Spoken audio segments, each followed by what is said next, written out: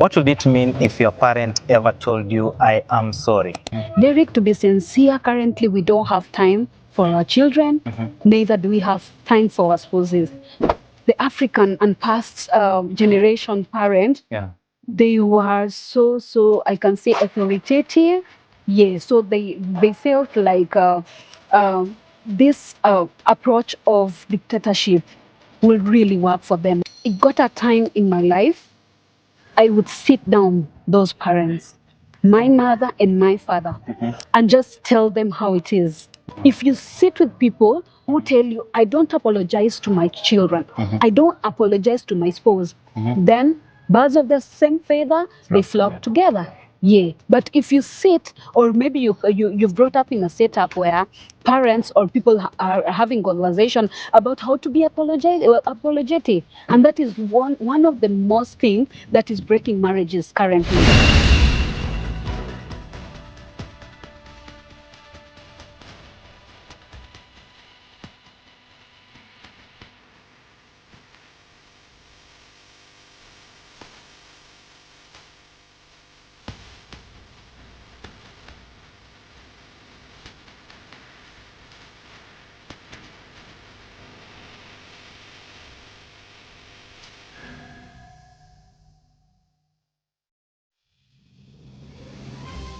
Let me stop here for a minute.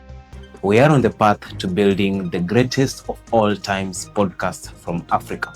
A podcast that helps you reshape how you think about money, self-growth, empowerment. If you believe in what we are doing and want to be part of this journey, take a minute of your time, recheck if you have hit the subscribe button. If you have not yet subscribed, kindly subscribe to this channel. Enjoy the rest of your viewing. What would it mean if your parent ever told you, I am sorry? Majority of young people across Africa have grown up never hearing the word I am sorry from your parent. And that is what has inspired today's conversation. Welcome to Classified Africa, where we hold conversations around mindset, wealth, and system. And today, we're holding a conversation that will help you become a better person in the society. Joining me for this episode is Madam Winnie Koki. But before we get into the conversation, let's allow her introduce herself. Welcome to our podcast. It's we met on LinkedIn. Yeah. And we planned this, we postponed, we planned, but here we are today. Yeah, and I'm really grateful. We're also grateful for you joining us. Maybe introduce yourself to our audience, for what you do. Who is Madam Winnie? Sure. Yeah. Thank you so much. My name is Winnie Koki Gitao. First, I identify myself as a lady with a physical disability. Where I'm seated on my left leg, I'm assisted with an implant. Yes, and that the implant assists me with mobility issues. And I am a disability inclusion advocate. I'm also an entrepreneur. Yes, and I'm a mentor, I can say so. I'm very, very passionate about business. I own a brand known as Wing Flourish, where we do inclusive and African attire. I really love African, and that's why I'm so passionate on fashion and design. Thanks for having me. Wow, I just had African art and I was like, it's rarely that you hear people talk about Africa. Oh, yeah. We tend to believe that whatever comes from the West is what matters the most.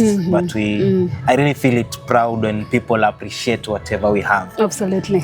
Before we talk about families at large, I'd like to take you back to your own roots. Growing up, what kind of household were you brought up in? Was it a space of loud expressions, or was this place of protected silence, fearing that if I speak, my mother will react or my father will react in a different way? Okay. Thank you for that.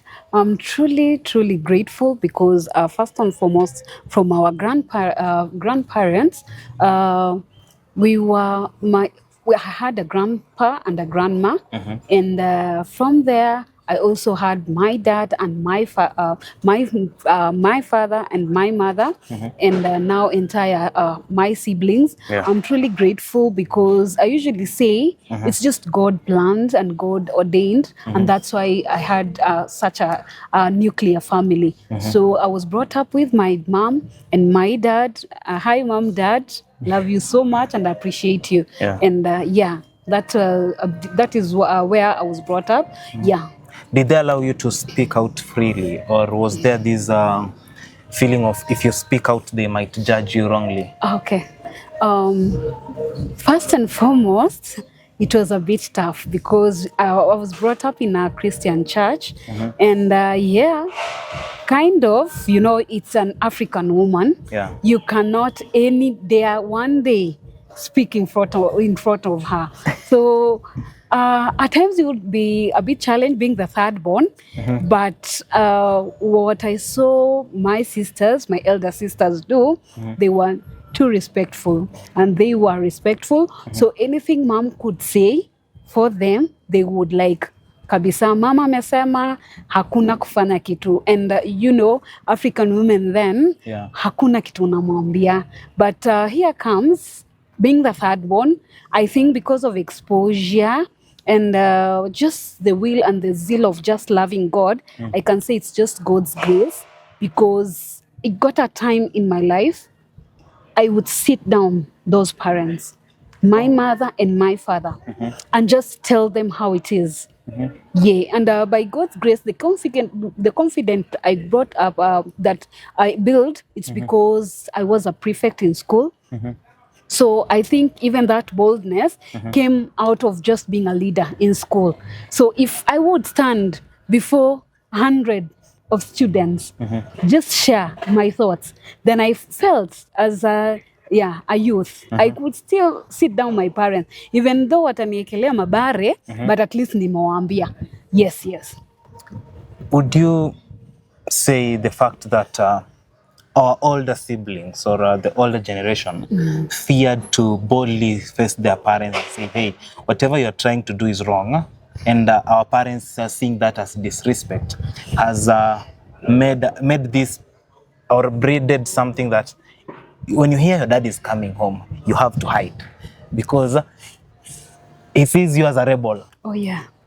Has that affected how African parents bring up their children? The fact that they make their children fear them, fear even telling them what they're going through and all that? Absolutely. That I can totally agree, because the millenniums, the baby boomers, indeed it was traumatizing. I can say so. Because when I remember my aunties, my elder sisters, when they heard that mom, especially dad, is coming.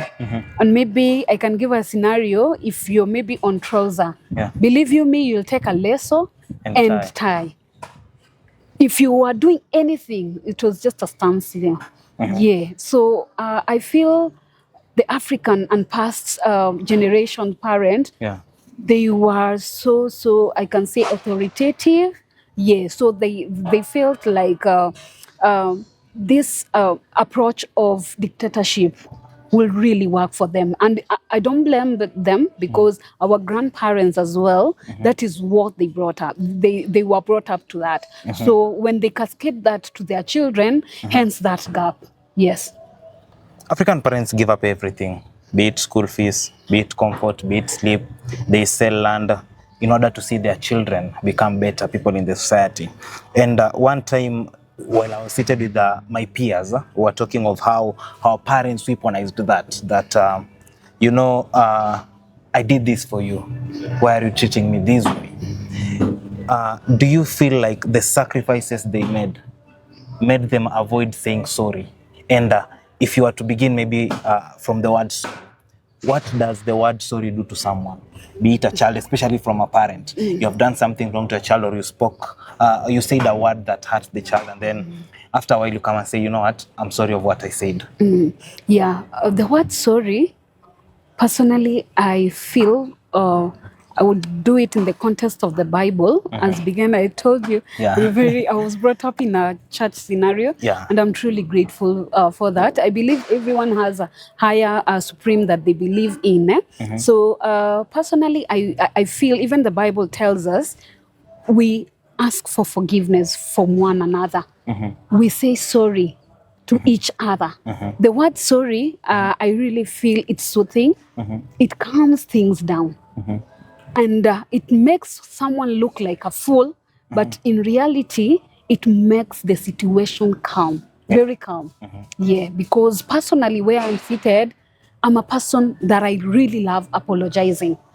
I would say sorry, even to my nieces, to my mother, to my husband. I would really apologize. Yeah, because I feel from what I've been taught, where I've seen, because if you're not apologetic, it shows that the ego has taken place, because you feel like you are entitled for everything, Yeah, so I feel the word sorry is very soothing, and in any maybe disagreement or something, it will really calm you down. And there's two different stories I usually say. The one that really you just say you want to finish, you want to finish the conversation, so I'm sorry, but there's that deep down, nimekukosea, I'm really sorry about that. For real, it really calms things. Yes. Now, let's go back to our parents, the baby boomers generation, partly the millennials. Is it the fact that they don't want to apologize of the mistakes they made, or they just genuinely don't know how to begin facing their children and say, you know what, I did this and I'm sorry? Derek, to be sincere, anything to do with apology, I usually say it's a personal decision. A personal decision. Because from school, as a baby boomer or a parent, a millennium, you are taught ethics in school. And you are taught for you to calm down things, you need to be very apologetic, right? Yeah. So I usually feel it's not about the generation or something. Yes, our parents feel so, but when we sit down and just have a discussion with them, Mom, I'm doing this and this and this, but it's also very nice to apologize, even if you are a parent. When I usually feel like I'm entitled to also have a conversation with my parents, because they are my parents, right? So when we sit down with them and have this conversation, they will come to understand. So for them, either baby boomer or something, it's just a mindset shift. It's just a mindset. You just have to really shift your mindset, and also the exposure. If you sit with people who tell you, I don't apologize to my children, I don't apologize to my spouse, then birds of the same feather, they flock together. But if you sit, or maybe you've brought up in a setup where parents or people are having conversation about how to be apologetic, and that is one of the most thing that is breaking marriages currently, sorry to say so, and breaking homes. People don't want to learn and come into agreement into their decisions and where you've grown. They don't want to take that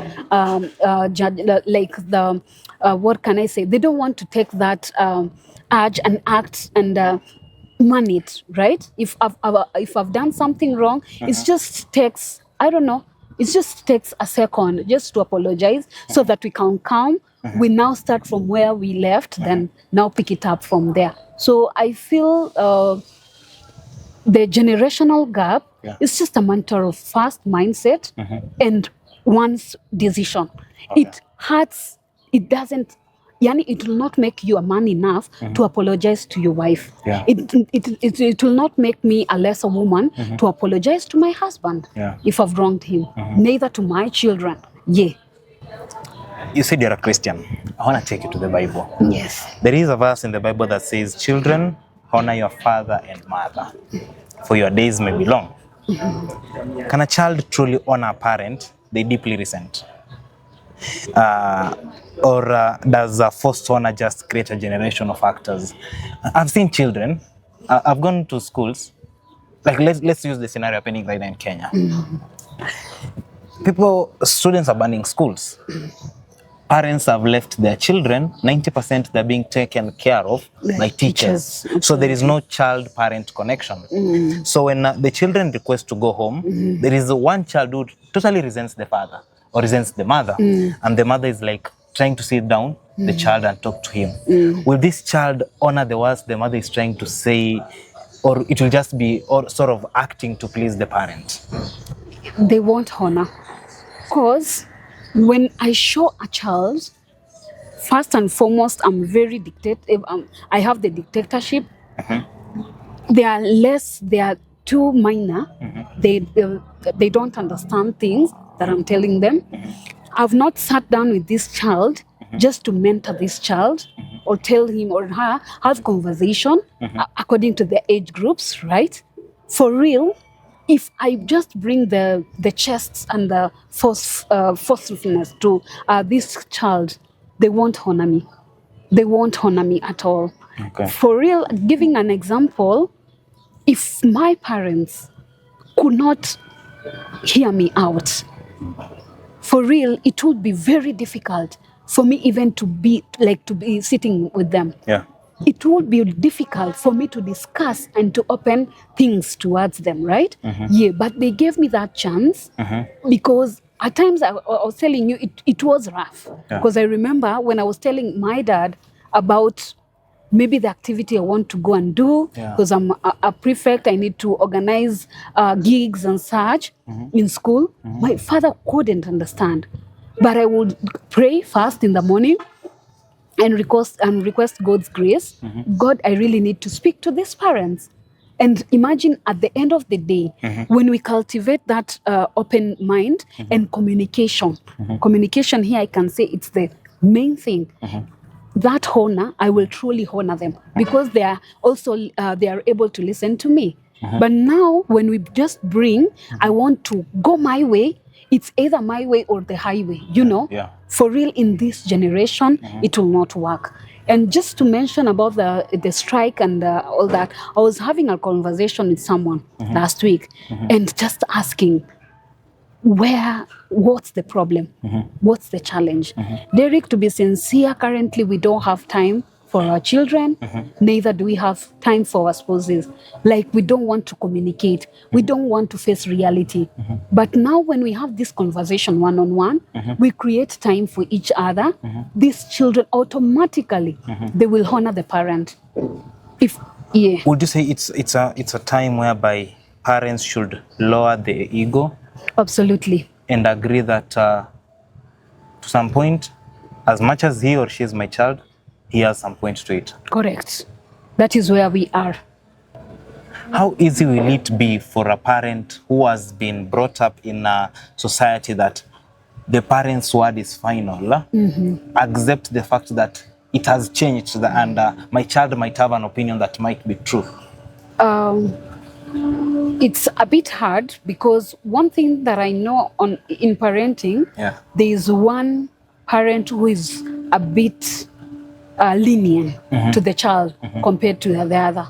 So if as a child I've done that survey and I've known, I will first tackle with the lower, knowing that, for instance, my mom, I can easily approach my mom on some matters. When I approach my mom, then mom is going to cascade that to dad. Okay. At the end of the day, they are going to give me room and we come sit together. I don't see any family that the mom seem to kuambilika, bab no. Unless, I don't want to preempt, but in many scenarios where I see, there's one parent who is very, very lenient, where even the girl, for instance, the girl she's in school, she has gotten pregnant. The first person, if they are closer to the father, they are going first to tell their dad, that the dad can now tell their mom. So you will usually have to measure also as a child, especially these things of rebellious. They usually come, especially on teenage age, right? Youth and teenage adolescent. So definitely as a child, you also know which parent can I go easily to. Mom, I don't have a rubber. Kindly speak to dad. Is the interaction between the mother and the father, especially even when they wrong each other, sometimes you may see your mom has wronged your father openly. You'll never hear her say sorry. And maybe the child interacting with the parents here and there and seeing how they carry out things. And there is no apology in this home. I get married. And I'm not even able to apologize to my parent. Does the environment that our parents bring us up determine how we'll handle our marriages in future? Absolutely. Yes. Charity begins at home, Derek. If, for instance, I was not brought up in church, can say so. I was not brought up in the nuclear family. I was not brought up where love is shown. These people are very supportive. Imagine I cannot cascade it. I cannot cascade it to where I'm married. So charity, Derek, begins at home. I usually say so. Now, why are parents so terrified to letting their children see that they are flawed? We are also human beings. No man is perfect. Why is it hard for you as a parent to feel like if my child sees me this way, he might or she might judge me wrongly? Is it an ego thing, or is it the fact that I just want to feel the superiority of I being a parent and being submitted to? Can say it's an ego thing. Definitely, I will remember a saying, especially with my shosh and my mom. Mi niliona jua mbele yako. Niliona jua mbele yako. So kenye nakwambia, it's please, final. Yeah, final. So there's that ego thing. But Derek, if we can sit down to the drawing board and understand the times and season that we are, we will truly, I usually tell my friends, even we as parents, we as guardians, we really need to go for seminars. As we take our children and youth to the seminars, we also need to go to parenting seminars. Equip ourselves also with people that are on the same link. You know, sharing is caring. If we sit down and now get that perspective of mindset shift, we will truly make Kenya a very better place. Okay. Yeah. I have interacted with a couple of people in Nairobi, and someone boldly tells you, I blocked my mother. I was watching Tamima show, Beyond Life or something, and there was a boy who said he boldly told the mother he won't continue the relationship because maybe the parents are asking too much. The fact that right now the younger generation are cutting off their parents. You'll meet someone and say, me, I don't talk to my mom. True. She's toxic. Is it a disrespectful generation, or is it a cry to call for boundaries that me and you, we need to set this boundary? Derek, in such scenario, and to be sincere, I've gotten multiple scenario like such. Being a mental health champion, I usually see there's a gap because yourself as a parent and this child, God from beginning did not create enmity.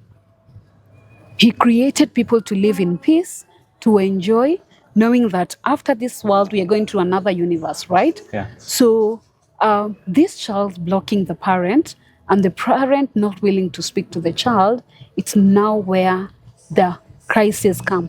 And believe you me, this child, when he grows up to be a husband, he will treat the same way the father or the mother or this son used to be treated by the parent. What goes around comes around. Okay. So I usually feel like there are usually disagreements, especially when people are in a certain age. The adolescents, the youth, you know, myself, I used to disagree with my mother. But now to the drawing board, I know like if it were not my mother and my father, I could not be seated where I am. Why should I just also go down, level down my ego? We just come into agreement and in consensus so that we can, my mother will always remain my mother. My father will not always remain my father. And Ephesians 5 tells us we need to honor our parents so that we can have a very, it's a long life, right, under the sun. If we don't go back to that, Derek, there are things that usually come later and affect us in life, right? Yeah. So in such scenario, I would say, first and foremost, this boy or this child need to have a counseling session. Same to the parent. You know, they also go to counseling. They find even if they cannot afford for counseling because it's a bit expensive, but as mental health champion, we are trying to bring into consensus because currently people have mental health challenges, right? Yeah. So we want to bring these things lower so that if you have a challenge, we have peer counselors on board, right? Even if I am not able, but there's this favorite aunt that I have. I have this favorite uncle. Why can I not go to them, even if I'm going to give myself a break? Yeah. Rather than taking a knife and taking maybe petrol and just burning the house, because a lot of bitterness is happening outside here. So I feel both parties, the child and the mother, they need to look for people, especially talk to these people. Yeah, you're not the only person facing rebellious. There are many people who are facing so. All these two parties need to come into consensus and now sit down and align and make sure. And they know as a child, believe you me, Derek, for instance, you want to now to go and have your, maybe you want to transition and get married, you will need to seek your parental blessings, right? Yeah. Where will you find them? Will you take your uncle? No. And your dad is alive. You see? So we need now to go to the drawing board, knowing that hata kama huyu mzazi ameniumiza, but imagine from where I am till today, it's all about them, right? Yeah. At times it's usually painful, because I remember even at times I would lock myself, just cry out, why are these people not understanding? But when I go, maybe I go outside, I go to church, I go dance, when I come back, at least I'm relieved, as a child. Yeah. You have been able to sit down your parents, help them understand your perspective of things. What are the 3 steps you'll tell any parent to start in order to build that relationship with the child, whereby the child can even trust the parent and openly tell the parent that, you know what, I'm going through this, and this, and I don't know how to handle? Because I was reading a post somewhere, and they were saying the current generation takes a lot of advice from celebrities than they take from their parents. True. For instance, in marriage, we would rather admire an online couple, be it they are clout chasing or they're doing what, and then after 5 years in our marriages, they're broken up. But our parents have been able to be in a marriage for 30 plus years, but we won't take an advice from them, maybe because we fear them. How does a parent begin to build a relationship with a child that this child can openly come and say, you know what, mom, you know what, dad, I'm going through this and this in my marriage, or I'm going through this and this in life. How do I handle it? Absolutely. First and foremost, as parents, as guardians, I can say we need a mindset shift. That is the first thing. And how are you going to shift your mindset? First and foremost, align yourself into online. Currently, we are having online spaces on mental health, parenting. Align first yourself with such communities.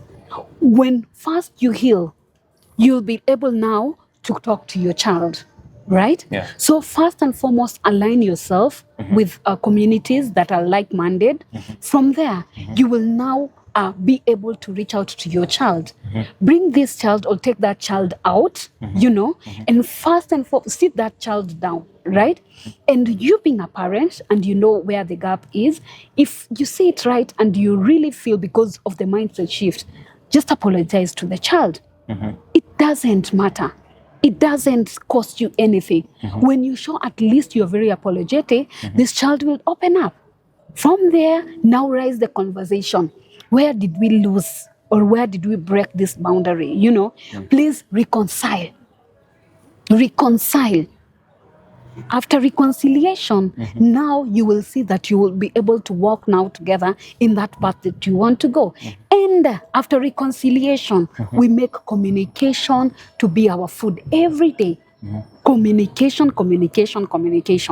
And when you communicate, just communicate in a very polite and very harmful, like very calm manner, not throwing words, knowing that this child, and you, when you go for these seminars and the training as a parent, you will understand the stages your child is going through.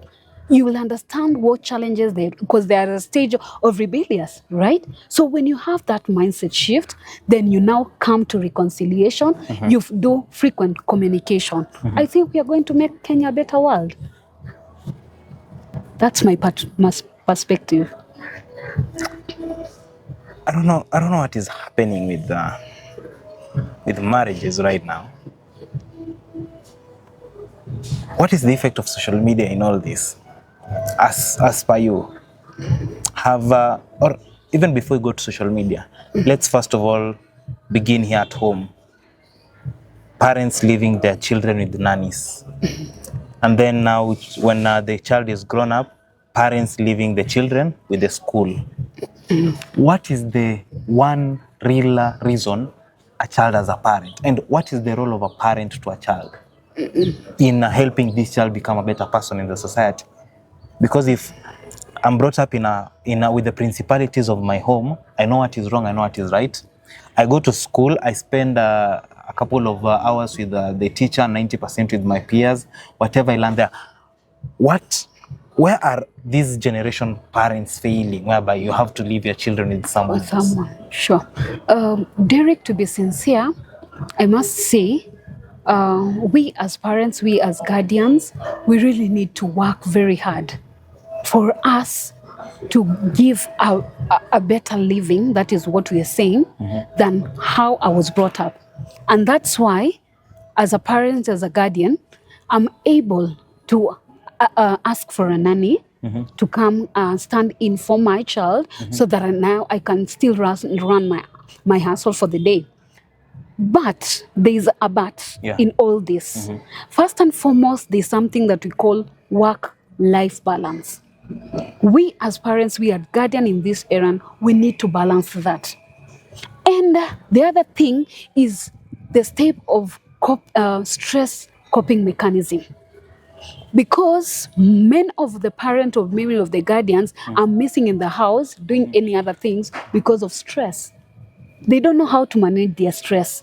Because if I feel I'm so stressed up at work, I don't want to go back to the house early to have time with my kid, to get another stress, because they say it's also stressful, you know. So in all this, I feel leaving a nanny with my child, the nanny is helping me to go outside and get the food on table, right? Both parents, because, you know, all the economy is not that easy like Asian days. So we really need assistance, right? But me as a parent, me as a guardian, I need to create work-life balance and family balance. During Friday, I'm at work, right? But I make sure Saturday and Sunday, after church, if you're at church, or after going out on a Saturday or a Sunday, you know, in the afternoon, I need time for my kid. When they are not, when they are outside, or maybe they have gone for boarding school, when they are back, I need also to take some days leave, so that I can create time for my child, know what the child has gone through during those 3 months away from us. And that is how we are going to make, I'm going to make conversation between me and my daughter. But if now every weekend I'm going for chamas, I'm going for parties, I'm just leaving the daughter with me, there's going to be a gap, because this lady or this nanny is going to teach my child online things. So by the time I come and remove that thing from my daughter, it will be too late. But when I create time, knowing my daughter knows, maybe on Saturday or Sunday, when I'm from work on Saturday and Sunday, we're having time as a family. Let's sit down. Let's reunite, because Monday to Friday, it's a bit busy with the hectic traffic, you know. Yeah, at the end of it, when I'm home, my child is asleep. Yeah, so we create time during the weekend. At least we have just a life work family balance. I think we are also, then we also know how to manage our skills, right? Our stress management skills. So if I know if I'm stressed, I need maybe to go to the gym during the week. I just plan early at work. I go, I make sure today I'm not meeting someone. I just go to the gym because I feel maybe I'm stressed up. I need to go for swimming as an individual, because when I go for swimming, I'm rejuvenated. Like I feel my stress, that's a stress reliever, you see. Or maybe if I need to go to church today, we have prayers, let's say. So when I go to church, at least I go and relieve my stress from there. So we need to have the work balance, and also how to manage your stress life. If you have those two, I think we are ready to go. Let me stop here for a minute. We are on the path to building the greatest of all times podcast from Africa. A podcast that helps you reshape how you think about money, self-growth, empowerment. If you believe in what we are doing and want to be part of this journey, take a minute of your time, recheck if you have hit the subscribe button. If you have not yet subscribed, kindly subscribe to this channel. enjoy the rest of your viewing. Wow, I think I've gotten a perspective to a lot of things. I think it's time I also went and sat down with my father and mother. Please don't go. Then when you're beaten, you say that Koki told me no. No. I think I should go and sit down with my old folks and address a couple of issues. Absolutely. It might be tough at the beginning, yes. but they might fall in line. Absolutely. Especially when it comes to black tax and all that. Parents expect after school, I've seen parents complain, what, my daughter is working, she's not sending me money, and all that. But maybe the daughter is not in a position. Absolutely. So someone was telling me, our parents are not looking for much from me. But I think it's high time we as young people, aside from our parents, because they were brought up in a different generation, absolutely, I think we need to sit down with them and talk to them. Absolutely. As we end up this, what is that one piece of advice you'll give to the teenagers, especially those who are in schools, those who are unrestful in school, they feel like they need to go home and all that? What advice can you give the young people when it comes to building a connection with their parents, with their guardians and all that? And also, what advice can you give the guardians when it comes to them building a relation with their children and even their neighbors' children? Sure. First and foremost, in all that context, it's family. So I feel, first and foremost, we should know that charity begins at home. East or west, if, for instance, today, you're just from school, you will end up in the house. So please make sure that you honor and respect your home, your family. Even if it's a desert, it is where you were brought up. Just honor that family. Because in the later years, you're going to have a family. You imagine yourself in a scenario where you tell your child is not responding. So east or west, I can say home is always the best. Second thing, let's embrace communication as young people, as adults, and as also our youngster and Gen Zs. Please, let's embrace communication. Please do not die alone. If you have anything that is burning out, because people are unrest because of stress, mental health issues. So please communicate. If you can have a peer buddy or someone you know closer to your mom, just talk to that person. Don't burn up or pile up with things that are going to make you bitter. Then another thing, just remain focused, knowing that in this scenario, for instance, those in school, there is no any other time in life that you'll be learning. And always, people should always know there is time and season for everything. God has given you this time for you to be in school. Your parents are working so hard for them to look for your school fees and food. Please honor that time and just give it the best shot. From there, I feel we are in a better place. And above it all, I usually say, have someone, a spiritual authority that you honor. If you have any spiritual, could be Allah, you could be a Christian, just have a spiritual authority that you honor. If you have that, believe you me, you're set to go. Because during your own time, you will know that you are not alone. You have the spiritual authority that is taking control over you. But please do not burn up. There are so many, just where you are, there are counselors or there are peer counselors around you. Please reach out so that we can solve all this problem. Wow. Ladies and gentlemen, I think this is a conversation that won't end today. I think we are officially labeling this as a part one. We need to have this conversation. So one day we need to have here, Madam Koki is here. We need to have a Gen Z seated here. We need to have someone from the baby boomers generation seated there, someone of around us 56 years, so that we get to tap into the three wisdoms and understand how do we build a better families going forward. But also, let us know in the comment section, has your parent ever done something that you felt offended, and you feel like if your parent just said, you know what, son, you know what, my daughter, I am sorry for doing this. I was just trying to parent in the right way, though I didn't know it was offending you. How would that have helped you as a person become a better person in the society? And also, if your parent has never apologized, how do you view your parents up to this point, and are you transferring the same energy to your children? Till then again, I'll see you on the next episode.